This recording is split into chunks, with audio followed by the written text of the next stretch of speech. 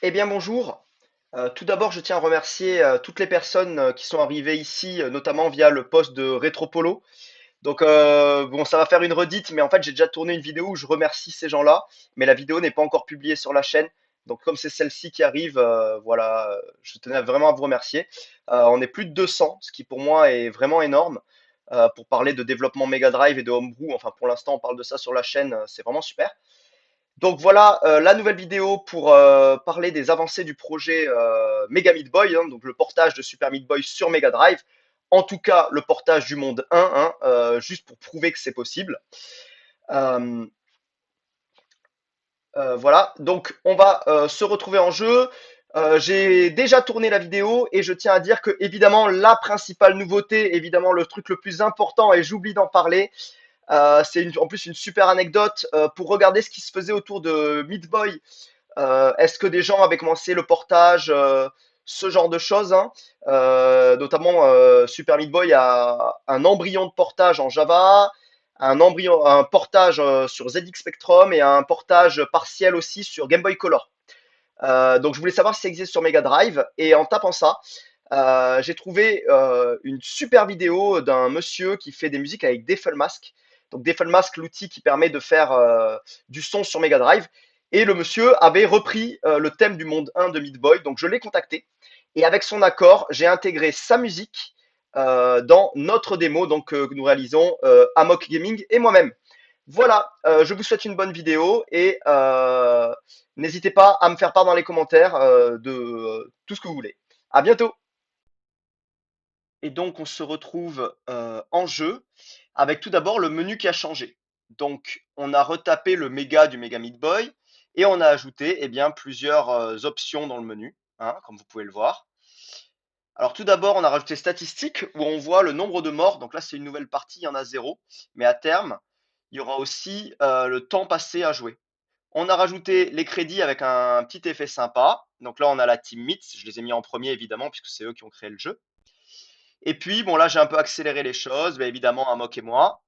Ça, c'est quelqu'un qu'on a trouvé qui nous fait la musique. Yvan Kaiser qui nous a aidé pour quelques palettes et quelques sprites. Voilà pour ce qui est du menu. Donc, on se retrouve sur la map. Donc, comme vous pouvez le voir, on a mis les numéros des niveaux. Et vous voyez en haut, level not completed. Ça veut dire qu'en fait, à chaque niveau que vous allez terminer, le temps va se sauvegarder. Pour le premier niveau, vous pouvez voir, on a acheté un tileset en fait professionnel.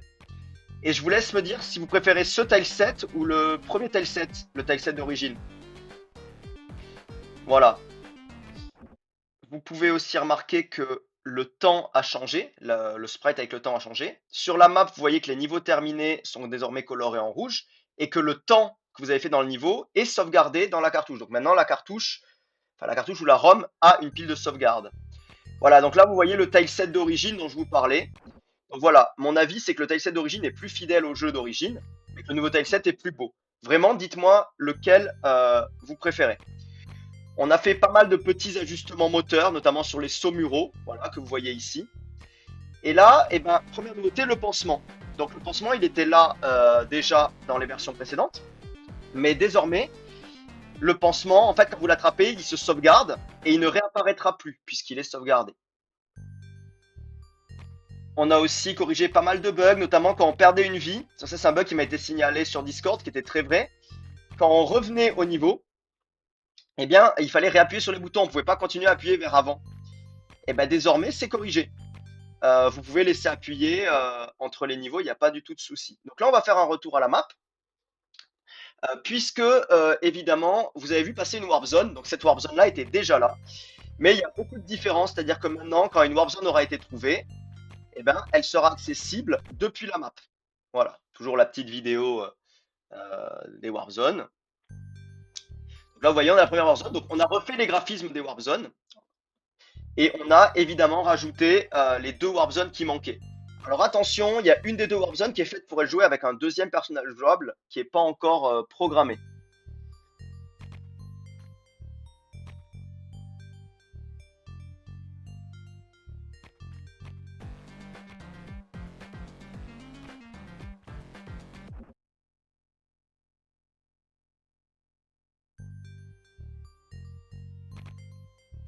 Voilà, vous avez très certainement remarqué aussi qu'au début des Warp Zones, les vies s'affichent, les vies qu'on a perdues s'affichent.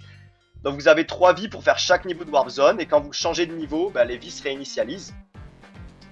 Voilà, il reste quelques petits bugs à corriger. Par exemple, quand on marche sur les lanceurs de 6, ça crée une tuile de sang, alors que ça devrait pas.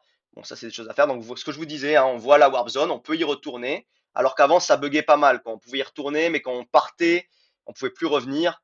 C'était assez pénible. Donc une des dernières choses que je voulais vous montrer, c'est le niveau secret, le niveau -1. Alors je sais que dans le jeu, normalement, il ne se déclenche pas comme ça. Dans le jeu, il apparaît aléatoirement dans certains niveaux. Et donc quand j'ai commencé le jeu, je savais que ça, ce serait le grand test en fait, de savoir si quand on allait programmer ce niveau, on allait réussir à faire que le niveau -1 soit jouable. C'est un niveau qui est extrêmement dur, et en fait, je voulais savoir si le moteur pouvait le tenir en fait. Et donc là, je suis extrêmement content, puisqu'en fait, c'est le cas. Donc voilà, hein, c'est un niveau qui est extrêmement dur. Donc là, bon, on y perd pas mal de vie, hein, comme vous pouvez le voir.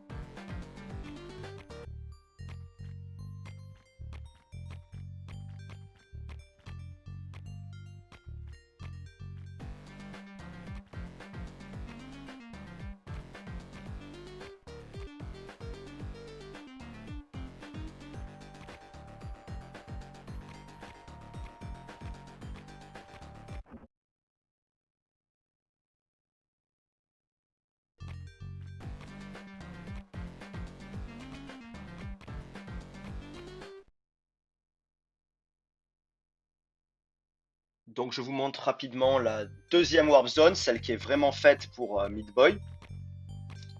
Donc voilà, on a un premier niveau avec des lance-scies. Le deuxième niveau a nécessité en fait une modification du moteur, hein, pour bien passer dans les espaces, et aussi parce que les scies qui sortent en bas, là pour l'instant on le voit pas, doivent détruire les tuiles destructibles. Donc quand une scie touche une tuile destructible, elle doit être détruite. Voilà. Donc là on voit bien ce qui se passe à ce niveau-là. Voilà, là on va aussi voir en fait que, bah, comme je vous ai dit tout à l'heure, quand on perd une vie, bah, les vies sont bien décomptées et se réinitialisent entre chaque niveau. Donc là, 2 vies, puis une vie, puis 0 vie. Voilà. Donc il y a aussi des pansements dans les Warp Zones, hein. Là, il y a bien le pansement dans la Warp Zone à ramasser.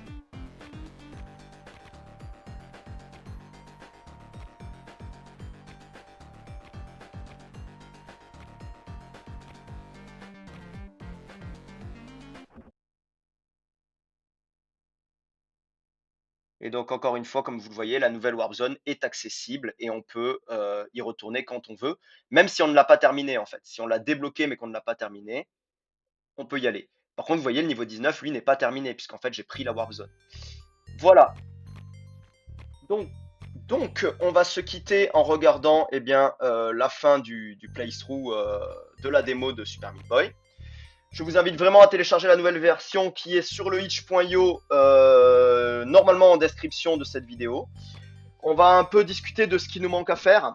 Donc, ce que j'aimerais faire déjà, c'est compter les pansements, afin de pouvoir eh bien, proposer un pourcentage en fait que, sur la démo, que vous puissiez dire j'ai fini la démo à 100% ou 101%, parce que je vois bien le niveau bonus, là, le niveau glitch, le niveau -1 que je vous ai montré tout à l'heure, compter pour 1% supplémentaire.